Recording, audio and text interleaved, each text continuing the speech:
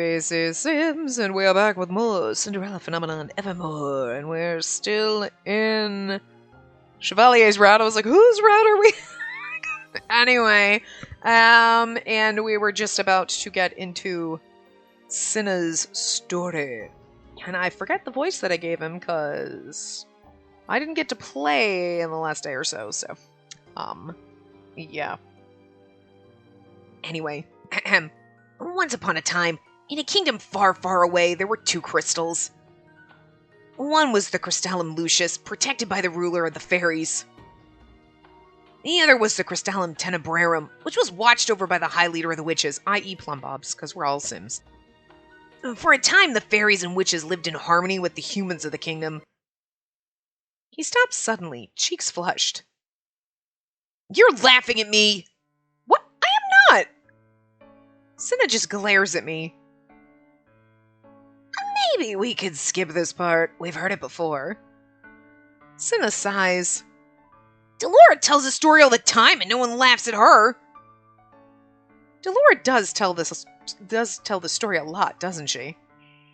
Chevalier looks like he's trying not to laugh. "And then by all means, feel free to tell the story however you like, Cinna. I'm already intrigued." "Don't patronize me!" Cinna starts again at the beginning, describing a time when the fairies and witches got along. Then, inevitably, Hans destroys the balance with his fairy tales. Normally, this would be the part where the storyteller explains that the Tenebrarum bearer, my mother, went mad after the witch genocide. But Cinna surprises me by going off on a different tangent. When Hans realized what he'd started, he besieged the Tenebrarum and Lucius bearer to meet with him. The Tenebrarum bearer wanted nothing to do with Hans. Her heart was already overfilled with hatred for the humans. The Lucius bearer attempted to meet with Hans on her own, but the bard was killed by a witch before their meeting. I stare. How did I not know this? With Hans gone, the conflict spiraled out of control.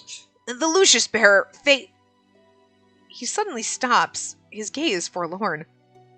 Oh, Faye, because Parfait. I was like, wait, I got it after I said it. I was like, what was he going to start to say? I'm like, wait, no, it's Parfait. Faye? Parfait? Faye. Oh, Chevalier was in. Hey, what a lovely name. It suits her. Cinna clears his throat. Rather than put an end to the Tenebrarum bearer's atrocities, Faye clung to her hope and optimism. She didn't try to stop the tragedy until much later. You know how the Tenebrarum works, Princess Spacey, so you must know why Faye was the way she was. The Tenebrarum gathers and stores negative emotions. It then sends me those emotions to diffuse. This keeps the balance in check. It goes to reason that the Lucius would gather positive emotions.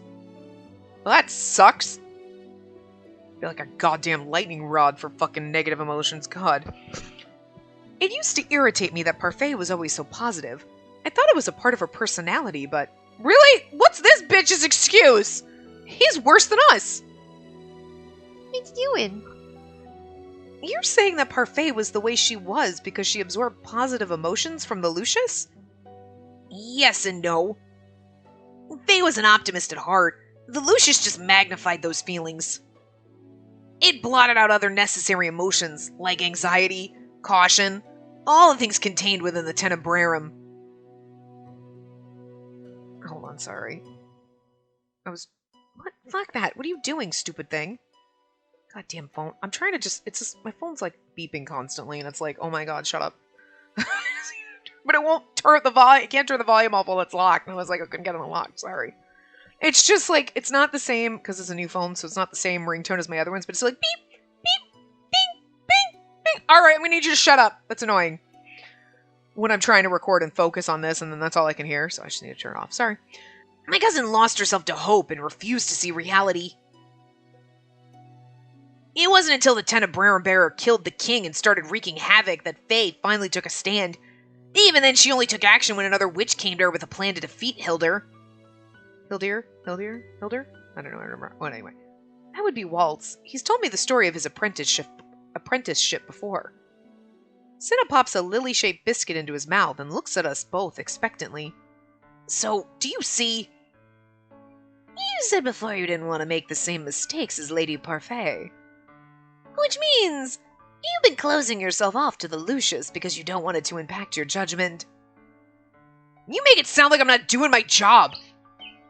Oh, I never said that, but is it possible that closing yourself off from the crystallum has been doubling the intensity of the emotions in the tenebrarum? I put my fingers to the temples of my head and grimace. I don't know how the Lucius works exactly, but I know that the balance between the two crystallum impacts this kingdom and the magic in it. If the balance isn't maintained, magic will eventually go haywire. I doubt it. You'd be able to see the ramifications if it was directly impacting the tenebrarum. With all due respect, Cinnamon, I think we already see those ramifications manifesting in the princess. She is the bearer, after all. He looks at me, uncertain. Or am I misunderstanding? I'm not sure. I don't know what happens when the two are out of balance, but I can't help but recall Parfait's fragile state. She suffered from an illness Chevalier couldn't cure. Parfait was frequently in pain. She said it was because of what happened to her during the war, but do you think the imbalance between the crystallum might have impacted her as well? Chevalier stares at me wide-eyed. So it wasn't just the weight of the Lucius that burdened her, but the weight of the tenebrarum as well? It's possible. Cinna raises an eyebrow. He still looks unconvinced. Cinna, as the bearer of the tenebrarum, I'm prone to nightmares. Sometimes the negativity causes my magic to flare or makes me impatient with people. I've accepted those are inconveniences that come with being the tenebrarum bearer.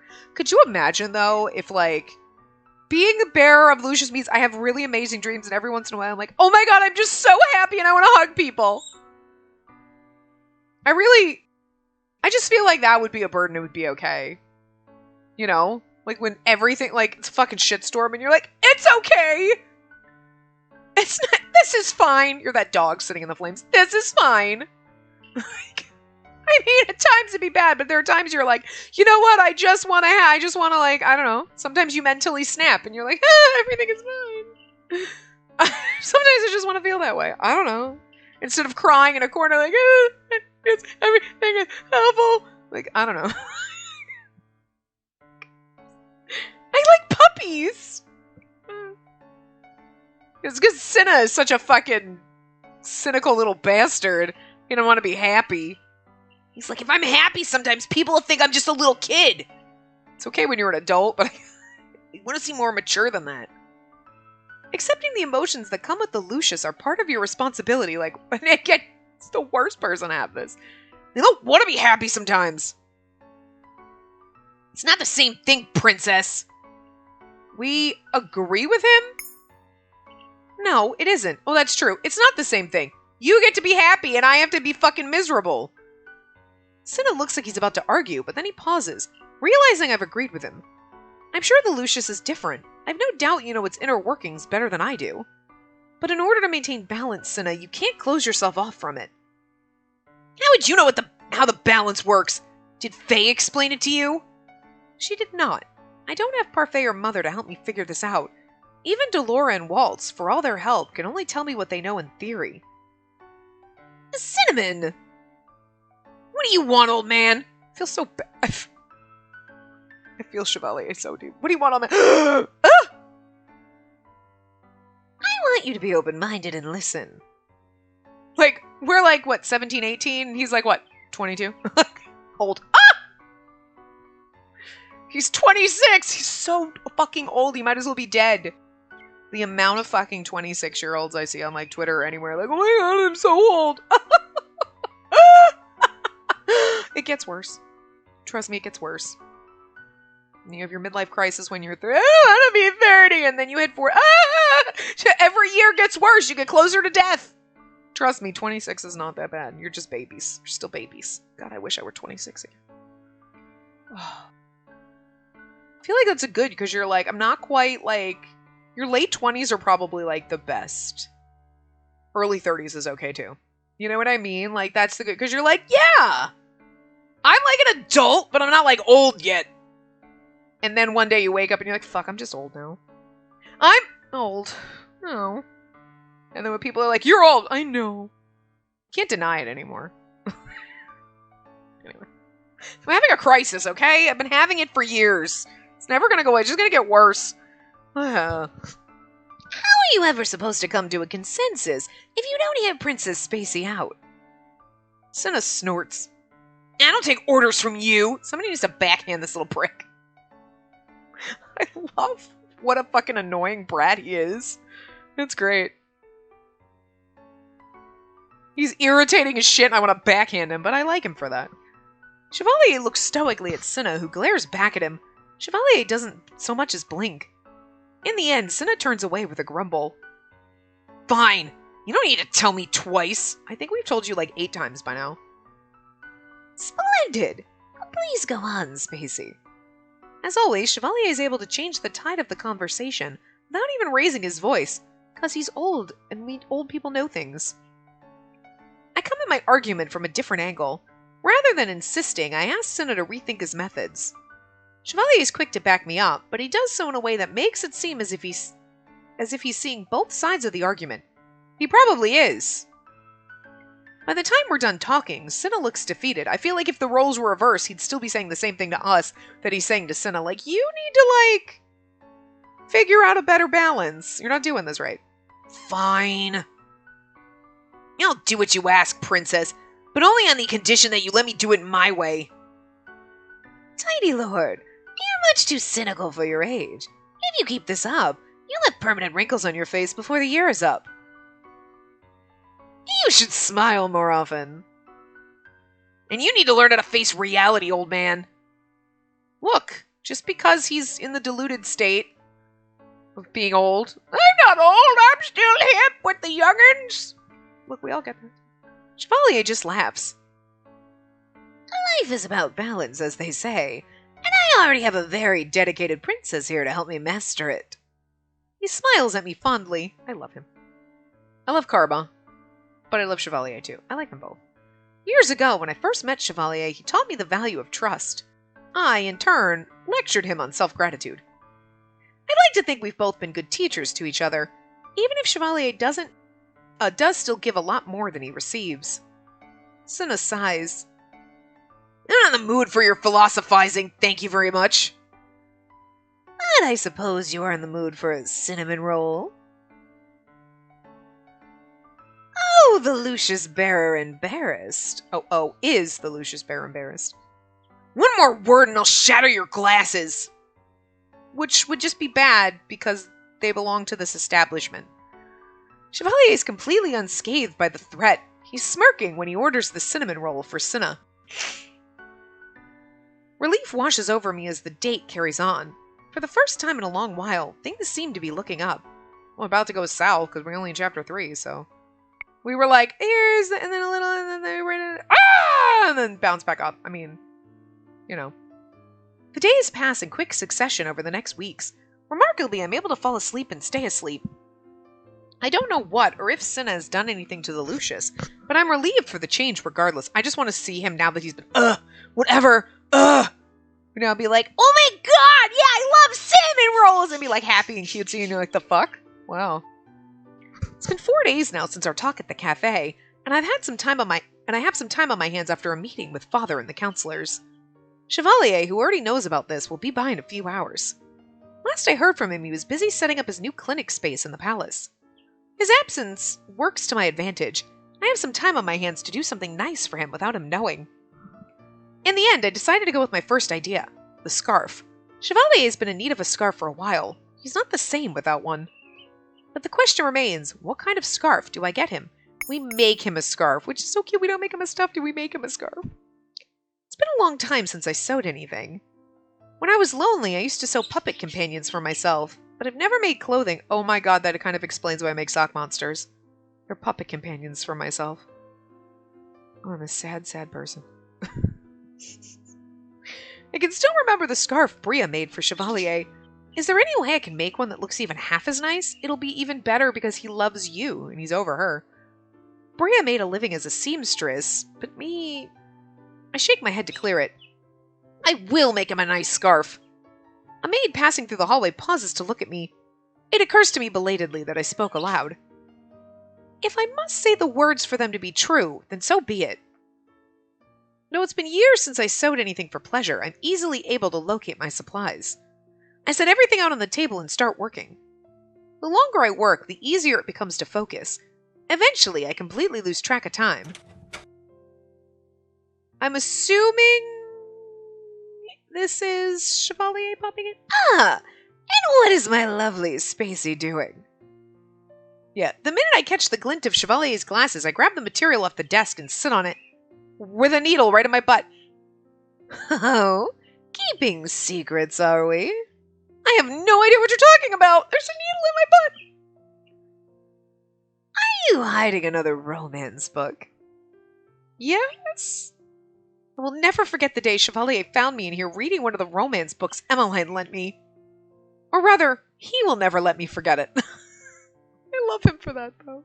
I'm just gonna tease you about it. Shut up! If it's like, seriously, stop bringing it up, then you stop bringing it up. But if it's like, stop it, you're embarrassing me, it's kind of funny. I should bring by another so we can read it together. The last time you read a romance aloud, I wanted to throw myself out the window. I need this in my life. I need him just being like, just reading a bodice ripper. Oh my god. How awkward. I don't want to read it, but I want to read it at the same time. I don't know. If you do that again, I'll burn the book with magic. Even if it's Emmeline's. Even if it's Emmeline's. Chevalier laughs as he leans closer, close enough for me to see the playful shimmer in his eyes. You never answered my question. It's nothing. Oh? He leans even closer until his lips are brushing my ear. If it's nothing, then you won't mind me sweeping you off your feet to see.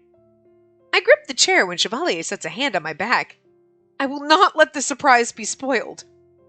Before he can lift me off the chair, I lean forward and kiss him, hard. He freezes, but his surprise is only momentary. Ha ha! We're asserting our dominance. He kisses me back, his fingers trailing down my back and sending shivers down my spine. When we part, he steps away and holds up his hands in surrender. Fine. I admit defeat. Good, because you can never hope to best me. Chevalier laughs. No, I suppose not. He plops down on the bed with a sigh. It occurs to me that today was his first official day as the palace physician. How is your work? Good, I suppose. You suppose? Chevalier shakes his head. And there wasn't much to do besides organize my inventory and order medication. Most of the nobles and servants who came by were healthy. And how were they? Chevalier's expression is carefully neutral. As I said, they were all healthy. But how were they when you spoke to them? Was I supposed to speak? I can't help but recall the way the two ladies in town looked at him. Many people, nobles included, are unafraid to show their dislike of him. That's so mean! Why? He didn't do anything! He's a doctor! You show some respect, motherfucker. That person could poison you. Like, in real life, they probably wouldn't, because, you know, hi. That would be against their oath and shit. But, like, Chevalier is like, fuck you, did! Oh, did I give you the wrong medicine? Don't talk shit about me. Look, I don't know what their roles were back in the day. Who knows? But... And you don't insult the doctor, future husband of your witch queen. I'm just saying, do you want your ass to get cursed or murder cursed? Like, bitches, step back. But because Chevalier is Chevalier and dislikes speaking ill of anyone, he probably doesn't want to admit it. That's so sad. He takes such abuse and they say he's unattractive. He's not, he's so precious. He's so precious.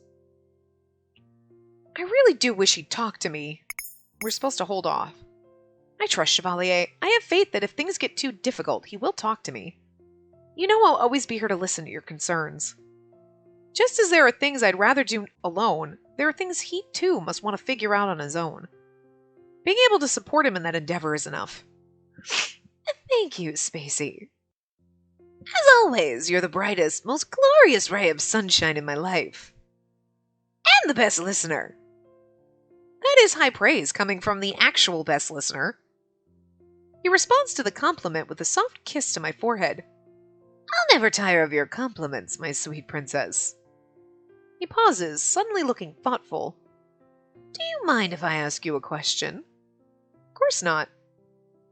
What do you propose I do about my more troublesome patients? surprised by the quiet determination in his eyes. I don't want you to needlessly worry about me. I know you have a lot on your plate. When I don't say anything, Chevalier sighs and pulls off his glasses. He regards me silently with his violet eyes, gaze somber. I notice he only takes off his glasses when it's just the two of us. He's much easier to read when he's not wearing them. Well, what have you done in the past with troubling patients? For once, Chevalier looks at a loss for words. Wow, I cannot weed. A loss for words. I can't weed today. While he's still distracted, I take the opportunity to quickly pull the uncompleted scarf out from beneath me and fold it up. Then, before Chevalier can question what it is, I tuck it into a drawer and turn back to him. How mysterious. I clear my throat. Chev, do you ever think about what's good for you? I know the answer to that question too, but I enjoy the bewilderment on his face when I say it aloud. What a silly question, Spacey. Of course I do. I eye him skeptically. I think maybe you should spoil yourself more often. Chevalier's look of shock perhaps emboldens me more than it should. Before he can object, I grab his glasses off the bed and settle them on the bridge of my nose. I've seen this CG because it's one of ones in the start that you see, but it's cute. Sorry, let me try that again. It's just so cute for her putting his glasses on. Her eyes are like the size bigger than the glasses. I tilt the glasses in the hope that I can make them glint the same way Chevalier does. I think maybe you should spoil yourself more often, Chev. Chevalier's shock disappears, replaced by a bemused glee. And he's so pretty, with or without glasses. But it's so pretty seeing him without them. But don't get me wrong, I love glasses on my boys. We love the glasses guy. Always. Oh, I don't think so at all. After all, I think I'm already the luckiest man in the world to be spoiled by you. Being spoiled by others and spoiling yourself are two different things. Oh, my princess, your words take on an even more sophisticated air with the glasses. Although, he laughs. I'm sorry. Even though I'm sure you wear my glasses better than I do, I can't appreciate your beauty because I can't see you. Just how bad is your eyesight? Miserable. I'm sitting right next to you. Me without my contacts, literally. Not close enough, I'm afraid. I sigh out, but in the end, shift closer so that I can lean my head on his shoulder. Chevalier doesn't miss the opportunity to plant a kiss on my forehead. He smiles. I was right. Your eyes are scintillating behind those lenses. Are they sparkling? What? Are the glasses sparkling? Sparkling? You always somehow manage to make your glasses shine. Ah, I'm afraid that's my secret technique, princess. Just like fucking Claude can just glitter. And he can sparkle. Yeah, I love their glittery, sparkly boys. I thought you would say that. Thank you for trying to cheer me up, Spacey. Claude glitters, Rod blushes, and Chevalier shines. So far, they've each got a thing. I like the shining and the sparkling. Those are my favorites, but that's because I'm a glitter whore, so. And for reminding me about something so important. I think the glasses do make you more convincing, by the way. I have no doubt they're the reason you're so silver-tongued. Chevalier looks horrified as I hand him his glasses back. You make them sound like magic. It's not so strange to think someone might have charmed them. Wow. You don't think I was just born charming? I wonder. Chevalier looks sure of himself when he puts the glasses back on. You promise that if someone bothers you, you'll come to me? I never keep secrets from you, Spacey. I never have, and I never will. Unless they're meant to be surprises, and then that's a different thing entirely. He gives me a pointed look, a mischievous smile curling his lips. I'm sure you understand the excitement of keeping a secret. I shrug as nonchalantly as I can manage. I will not rise to his bait. He is not finding out about my scarf. Anyway, other than a few disagreeable patients, everything's been splendid. I'm enjoying the work so far. So long as I can help someone, I'm satisfied. And here's the thing, you're coming to this man for help, so maybe don't be a bitch to him. Oh. It may not be the kind of work he's used to, but I hope Chevalier's patience will treat him well. The more I think about it, the more I question the reason Chevalier moved his practice here to the palace in the first place. He said that he did it because the king personally offered him a job and he couldn't refuse, but... Chev, you didn't just move to the palace because of my father's proposition, did you? Oh, no. I wanted the change of location. I think it's really you wanted to be closer to us. You know? I get to be closer to you this way. But... Chevalier puts a finger to my lips. No buts, lovely princess. I moved my practice here because I wanted to. You know how long I thought about this. From what I remember, it wasn't very long at all. But Chevalier doesn't lie to me, so I will believe him. The tide of our conversation changes after that. Chevalier asks me about my day, and I'm forced to make up a lie on the spot to avoid telling him the truth. We talk for a while after that until I'm forced again to attend to my responsibilities. After I finished all of my daily obligations, I head to the forest for my last meeting. Delora's waiting for me in the clearing with the usual smirk on her face. I can sense the buildup of her spell moments before she casts it. Moments before her spell slams into me, I erect a small shield to block her magic. I sigh as her magic shatters my shield. It's nice to see you too, Delora. She always greets me like this. She says it keeps me on my toes. Nice weather we're having tonight, isn't it? She looks at me, curious. Where's Casanova? He didn't follow you out tonight? He tried, but I didn't let him get very far. In fact, I froze his feet to the ground to make sure he stayed in the palace. It was obvious he needed the rest. Delora just snorts. You two are perfect for each other. You're both stubborn as rocks. I dismiss the words with a wave of my hand to prepare myself for Delora's next spell. Our training session begins as it always does, with Delora throwing spells at me and giving me only moments to counteract. We review shields, then basic offensive magic, and then charms. We're nearly onto object summoning when it occurs to me to ask about Cinna. When he first arrived in Angeal, he watched these practices from the sidelines. But tonight he's nowhere to be seen. How's Cinna? Are you actually worried for him? Or are you just wary because he's been so difficult lately? Both. Oh, worry no more. Cinna's turned over a new leaf. She pauses, then gives a nearly imperceptible shrug. Well, half a leaf at least. Half? He's a skeptic at heart, so it'll take a bit for him to open up completely, but what you said must have left an impression on him. I guess in the end it makes sense you could help him best. The two of you are very similar after all. She flashes a feline smile at me. I roll my eyes. I won't give in to her teasing. I know he can be difficult sometimes, but Cinna is a really good kid. I hope your talk with him could show you that. He said that he didn't want to repeat Parfait's mistakes. I'm glad his reasonings were not selfish. Yeah, weren't selfish. Okay. He may act like a skeptical old man, but he's a kid at heart. He's definitely easier to deal with than a certain ice princess was. She raises an eyebrow at me. I have no idea what you're talking about. Is it really necessary to keep bringing up the past? You speak as if you had lots of experience with children, but you only compare Cinna and me. The smirk falls from Delora's face abruptly. I just realized that I never told you about her, huh? Her? Delora crosses her arms against the cold.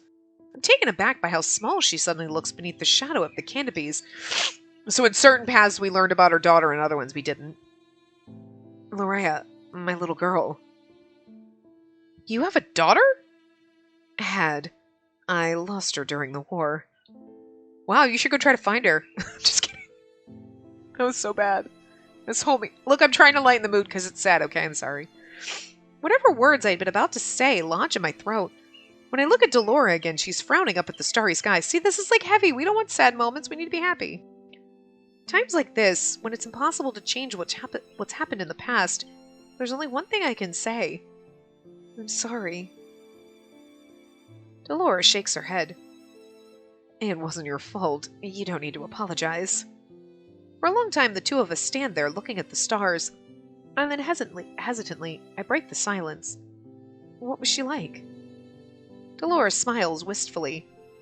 She was a lot like you and Cinna. She was free-spirited to a fault and always spoke her mind. And even though she never admitted to being a soft heart, she'd always jump to the defense of others. I used to tease her all the time and she'd get embarrassed and snap at me. She was my greatest treasure. My mind whirls, supplying images of humans attacking Delora's daughter. How could they have hurt a child? Delora seems to read the question from my expression. She was killed during the war by Hildur. It's as if the air is torn from my lungs. I suddenly feel cold, empty. I was unsympathetic to Hildur. She believed that the only way to show me how much she was suffering as the Tenebrarum bearer was to make me suffer. So she took away the person I loved most. Delora, You don't have to say you're sorry, Spacey. For a long time I've been wondering if I should even tell you this story. I never wanted you to blame yourself. But now you know, after everything you've gone through, that you're not like Hildur. When Hildur killed my daughter, I thought I'd never get another chance to have someone like her in my life. But then you came along.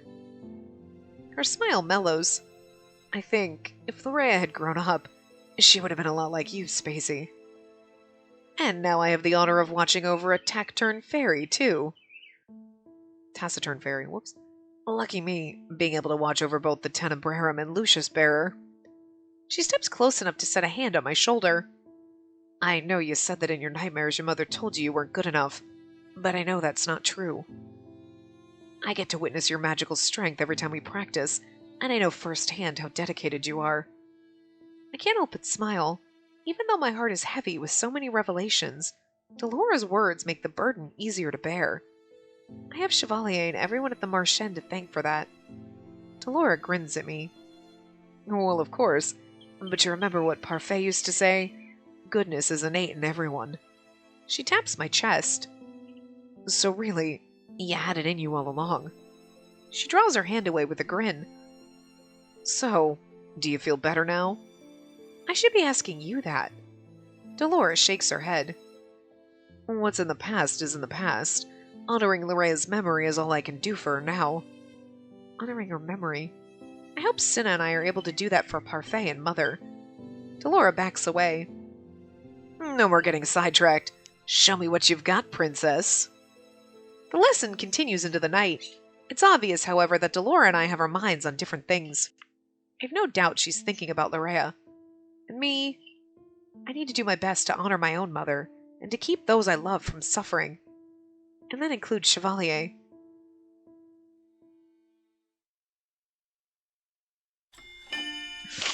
Chapter 4. The Jack of all trades! Thank goodness that council meeting is over. I'm relieved to be back in my quiet room after listening to the counselors again argue about taxes for hours. Finally, I can hear myself think. I looked down at my scarf for Chevalier, which,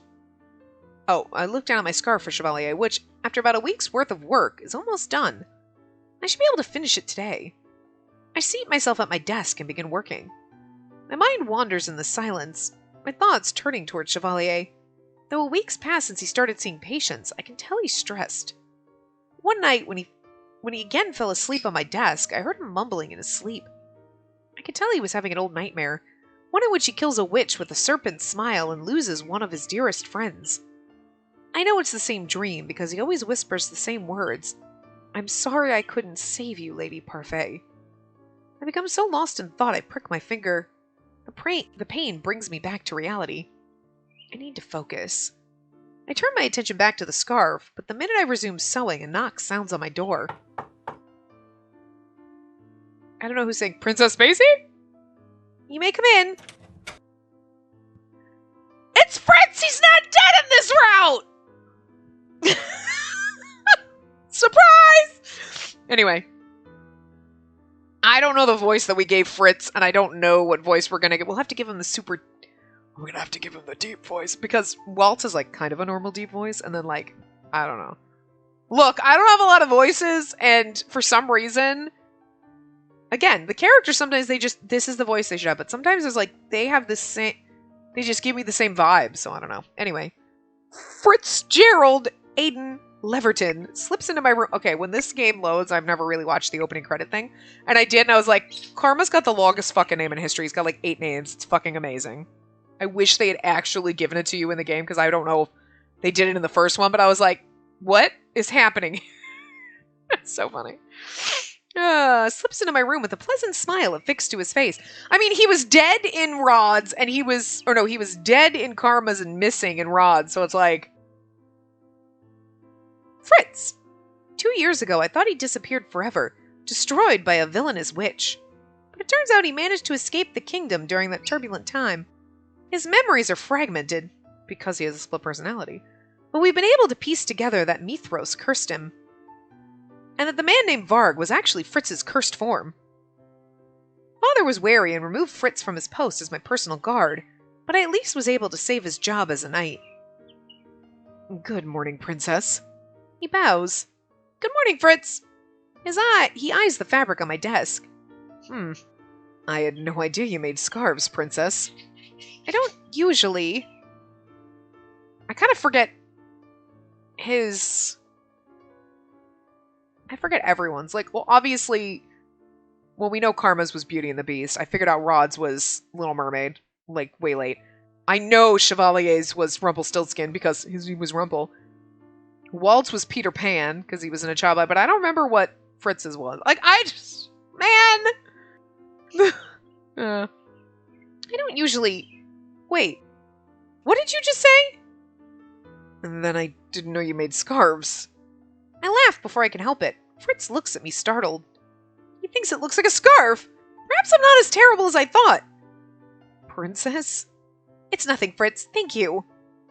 Fritz smiles quizzically before awkwardly shuffling on his feet. I can tell by the nervous motion that he has something to say. Did you come to deliver a message?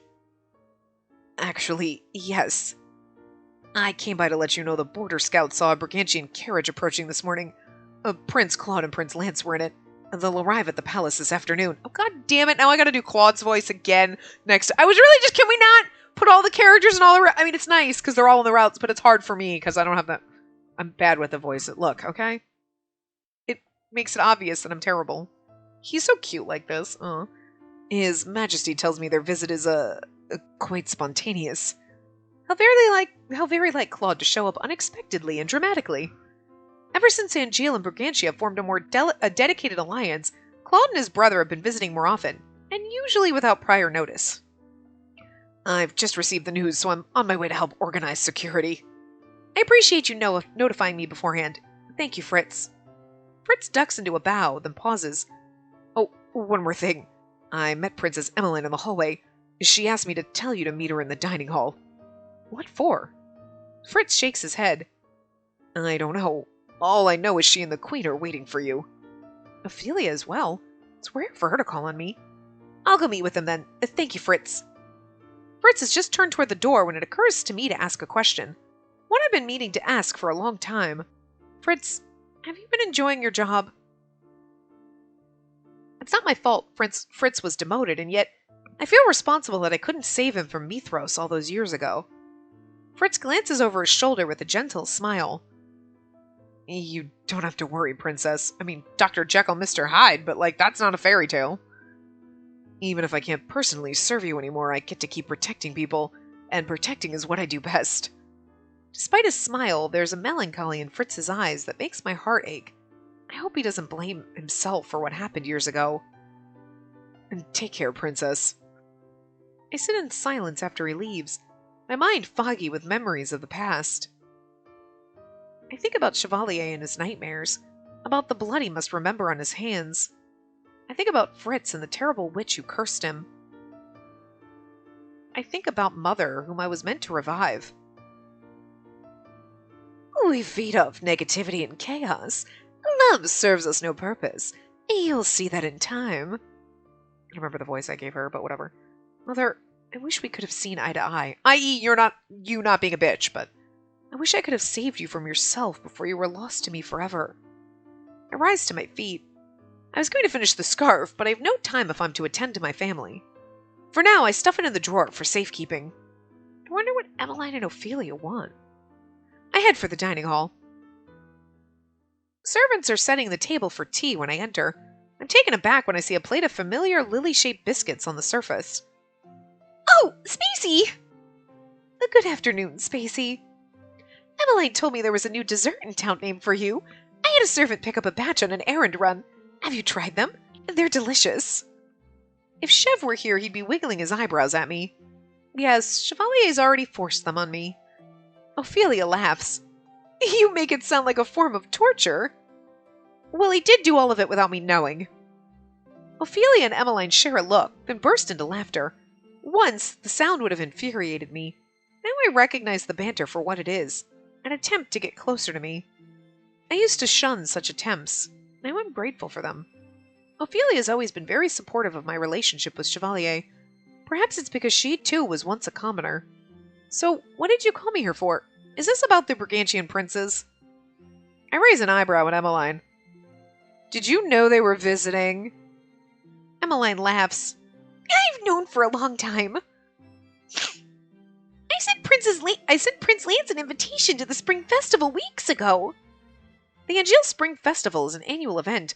Last year, Chevalier showed me the decorated stalls and carts, but I was so busy I barely had the chance to appreciate it. I'd completely forgotten it was coming up. I smile at Emmeline.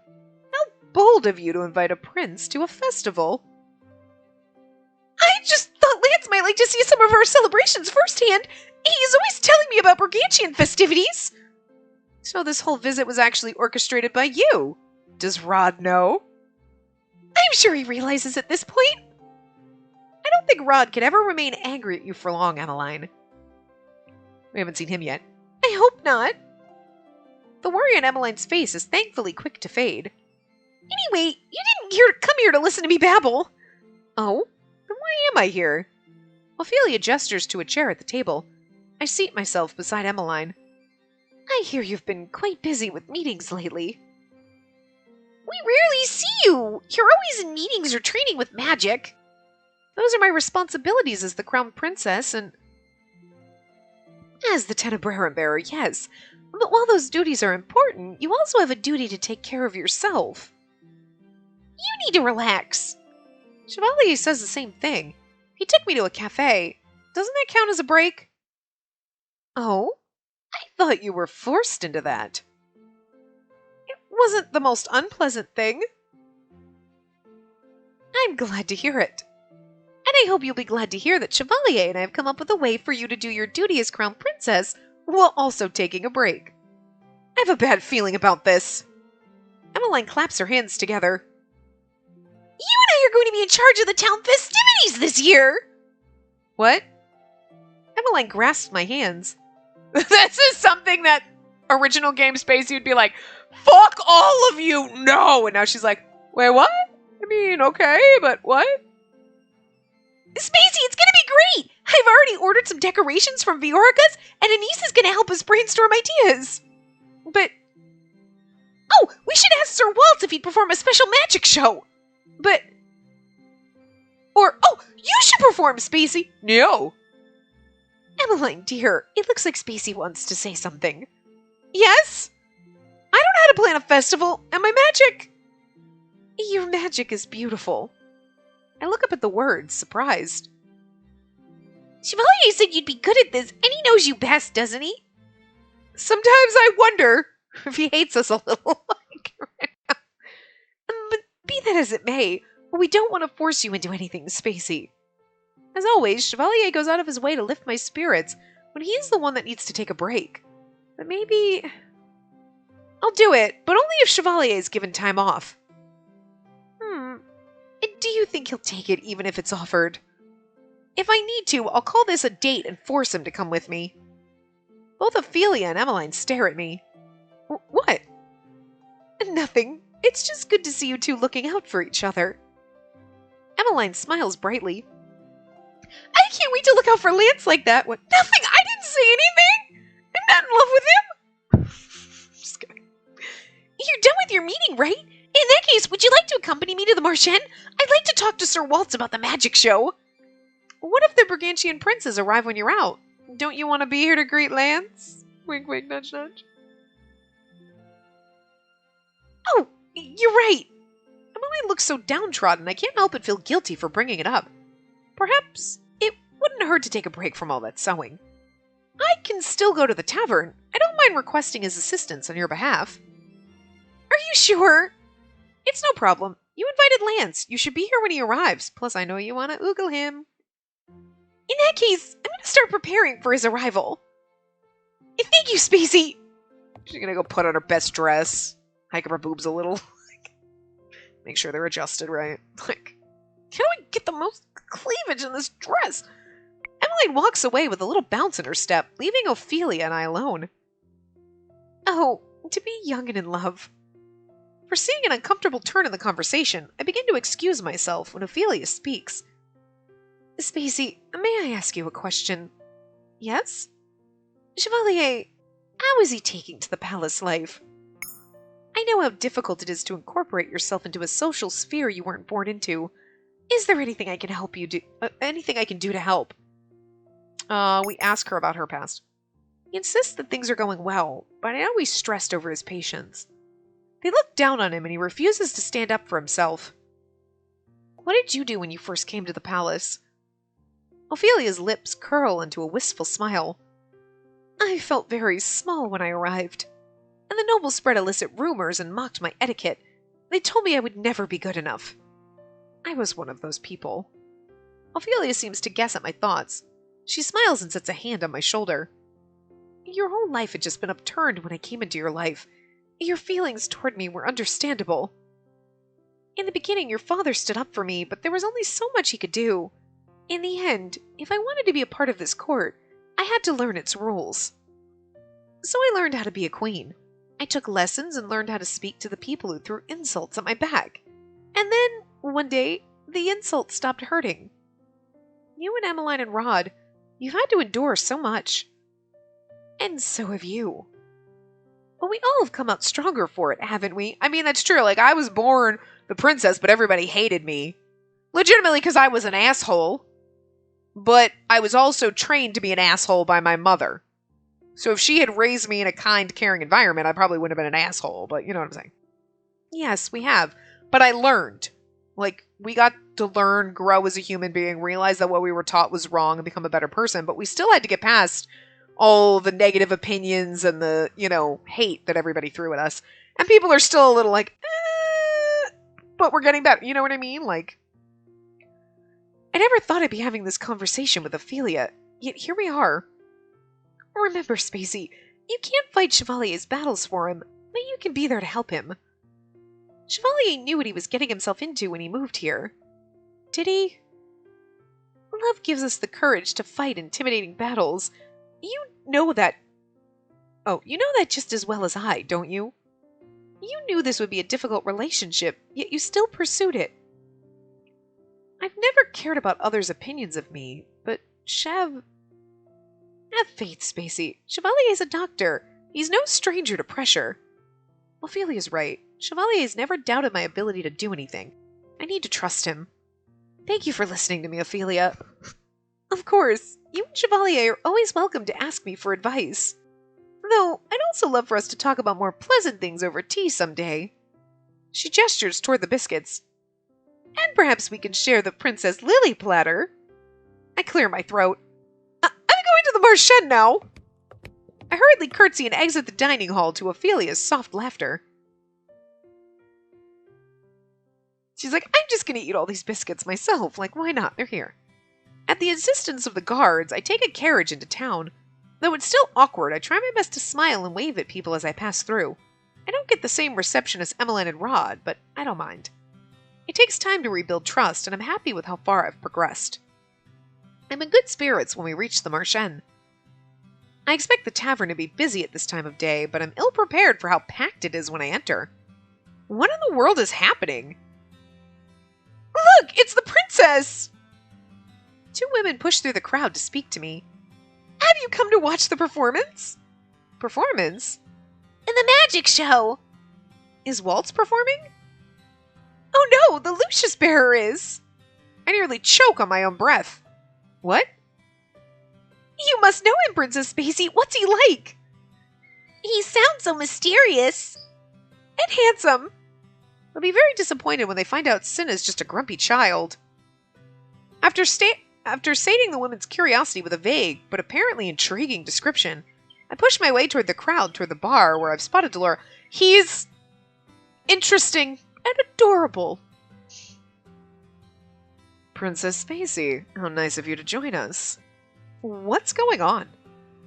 Well, magic! Oh, he just slides the fuck in, though. I'm sorry. He just, like, slides the fuck in from the left. Hold on, let's go back. Ready? Ready, watch it. You ready? Okay, here we go. Shooing! I just imagine him literally doing that. Magic. I stumble back. Where did you... I thought you were at the palace. How are you here? Chevalier wiggles his fingers and speaks in a whisper. Magic.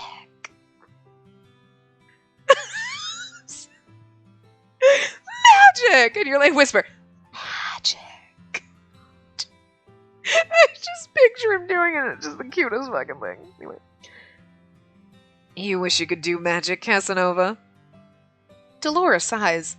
He just dropped by after doing a medicine supply run at Anis's. Alright, sorry about that. My roof is leaking, so maintenance just came about the roof leak. They came like 2 days ago about the roof leak. And like looked at it, and then like another guy just came and looked at it, and I'm like they're like, yeah, okay, we'll have somebody come look at the roof. I'm like, but that's the guy the other day said. Like, it's fine. At least some point someone will patch the hole in the roof outside. I don't know. It's been crappy and raining, so it's like, whatever, but I wasn't expecting them to come back, but anyway, so I had to stop for a second, so we'll just jump back in. Lady Delora, must you dampen the intrigue with the truth?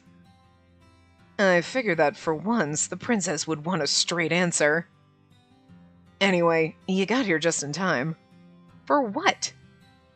I turn at the sound of applause to see Waltz standing in the center of the room. Good day, everyone. My name is Waltz, and I'm here to introduce you to another performer who's here to spread some happiness and magic. Everyone, please welcome the Lucius bearer, Cinna. When Cinna slides out of the crowd, there are gasps and murmurs. Hello, citizens of Angeal. My name's Cinna. It's a pleasure to make your acquaintance. Cinna clasps his hands. His fingers begin to glow, and then miniature magic-induced fireworks pop above his head, creating a halo of colors. And a pleasure to entertain you today. The audience applauds, but I'm too shocked to join them. He's so cheerful. Delora smirks. Cinna's a grump at heart, but I think he's taken your advice and let himself open up to the Lucius. Cinna waves his fingers through the air, creating flowers that rain down from the ceiling. While the audience cheers, I reach up to brush the petals off my head. I stop when Chevalier gently sets his fingers on my wrist. You look beautiful, Spacey. There's a soft wonder in his eyes that brings a smile to my face. What, with petals on my head? You wear them like a crown. The compliment is so sincere it makes my heart flutter. I love Chevalier's dramatics, but more than that, I love when he speaks to me like this. Like we're the only people in the room, and the fact that something so simply is like, you look gorgeous with a petal stuck in your hair. Such a simple, strange thing, and yet he's like, so adoring of us. Oh, you have a crown of flowers on your head, too. Are you also royalty? Chevalier's smile wavers slightly. I lace my fingers through his. If it's what you want, Chev, I have no doubt you'll grow into that title. Title? Whatever title you'd like. Lord, nobleman?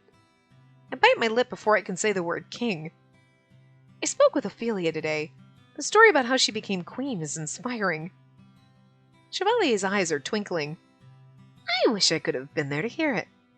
Well, we both have an open invitation to tea, so I'm sure she'd be happy to share the tale again. I would enjoy that very much. Chevalier squeezes my hand. Be honest with me, Chev. Is everything okay? I think I have an idea of how to make things better. An idea? Yes, Princess Spacey! I startle when Cinna calls my name. The crowd parts so that I can see him. I knew you'd be here.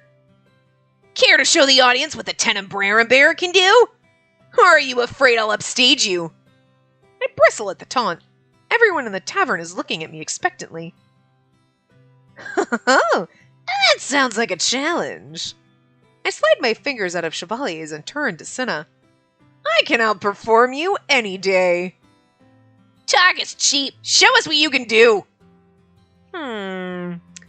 Use the flowers.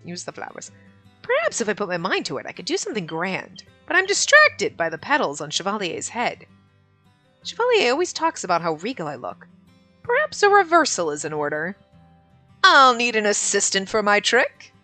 I turn to Chevalier and, before he can ask so much as a question, cast my spell.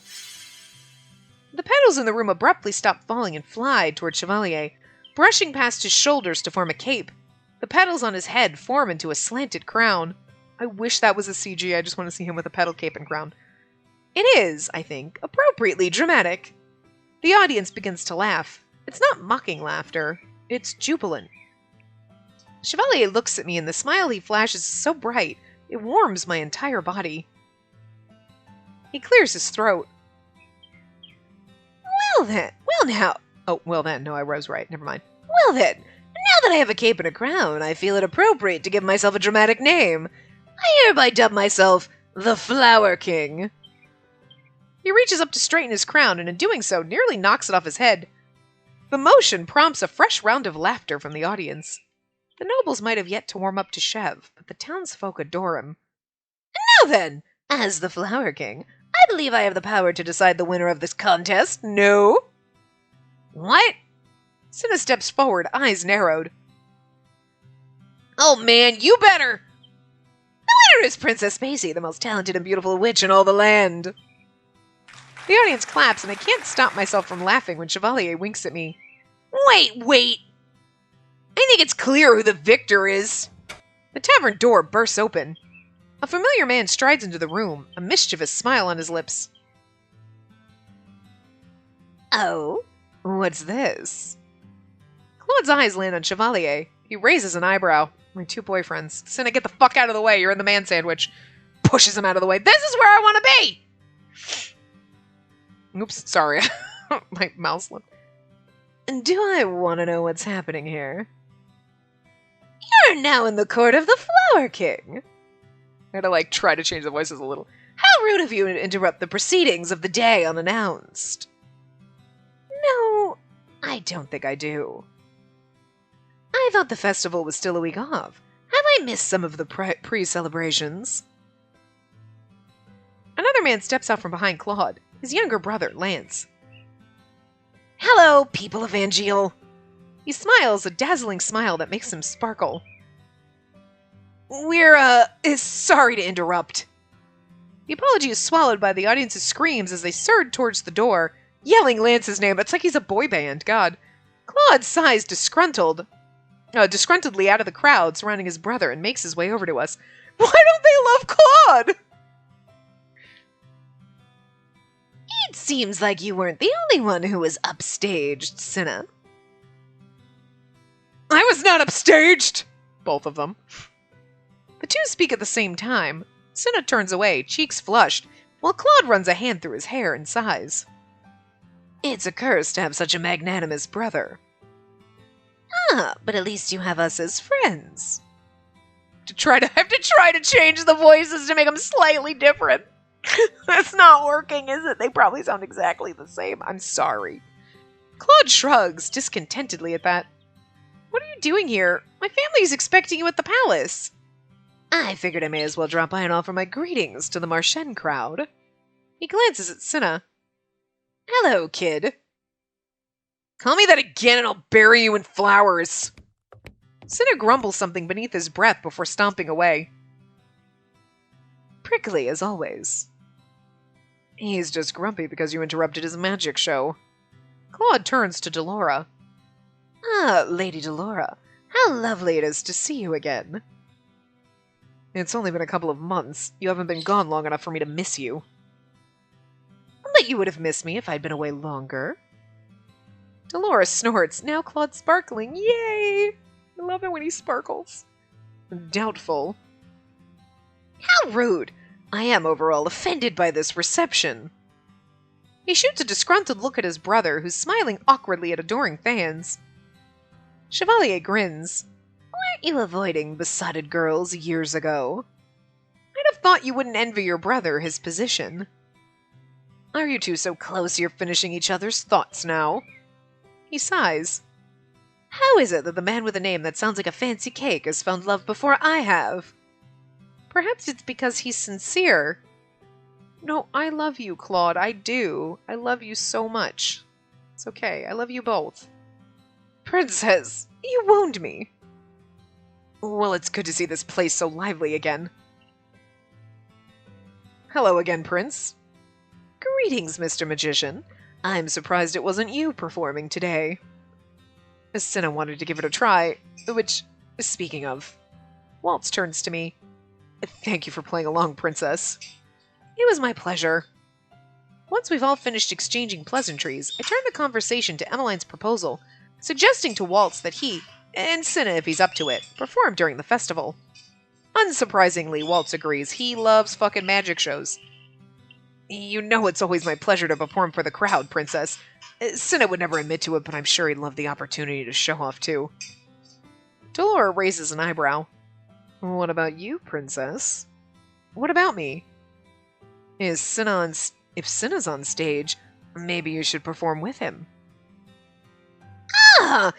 The Lucius and Tenebrae Bearer performing on the same stage would be a momentous moment in our history, don't you think? And now Chevalier's glittering. Glowing, glimmering, glistening, whatever the fuck he's doing. He's doing his thing, okay? And Casanova has a point. It's been a long time since the populace have seen witches and fairies get along so publicly. They make a good point. Not too long ago, witches and fairies were believed to be enemies. Perhaps a joint performance would improve the townsfolk's perception of witches. God, I can't talk anymore. If it helps relations, I don't suppose it could hurt. By the time we've finished discussing our plans for the week, Lance is finally able to join us. He looks worn out, but still wears a pleasant smile on his face. And Princess Spacey, Sir Chevalier, it is, as always, an absolute honor to be in your company again. You know you don't need to use my title, Lance. Sorry, habit. Claude sighs dramatically. Are we done here? Our guards are waiting outside and are probably growing impatient. You're the one who wanted to take this detour. Because I have manners, unlike a certain lovesick fool who's only been talking about one person this entire trip. That is uncalled for. The squabbling brings me back to the present. Emmeline stayed at the palace to greet Lance. It'd be rude to keep her and everyone else waiting. After promising to discuss our plans further, Chevalier and I excuse ourselves to escort the princes back to the palace. Perfect. Okay, because we're definitely over. But anyway, I'm gonna wrap this part up here. We will continue, and we'll probably, well, no, I don't know. We'll be close to our ending. We still have a little bit of chapter 4 left, and we still have all of chapter 5, so I don't think we'll get our ending in the next part. It usually takes about 4 hours. This one's gone a little bit faster. But I'm gonna guess we'll still have, it might just be a shorter 4th part, so we're not quite there yet. Anyway, but we'll get into chapter 5 next time anyway. I will see you guys next time. Remember to give the video a big thumbs up, and subscribe to see more.